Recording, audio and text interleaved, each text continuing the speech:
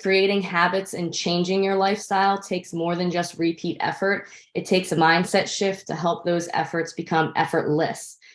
So the more positive things you can do on autopilot, the easier it is to kind of stack more good habits with that.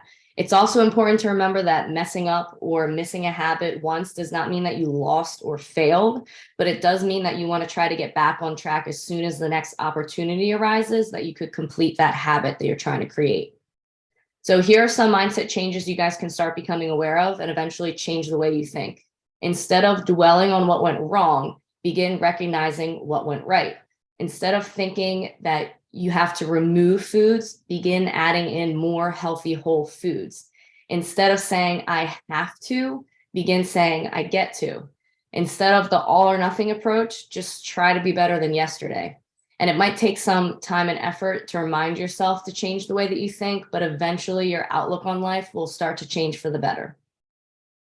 So keep those things in mind as we kind of move through this. So diving into nutrition, the biggest, most important step in regards to your nutrition is to add in more whole foods. Just like we talked about, instead of having the mindset of needing to remove bad foods, have the mindset of beginning to add in more whole foods. So let's kind of talk about what that looks like. A simple way to start is by reshaping your plate with the plate method. And if you're in our Facebook group, this should look a little familiar.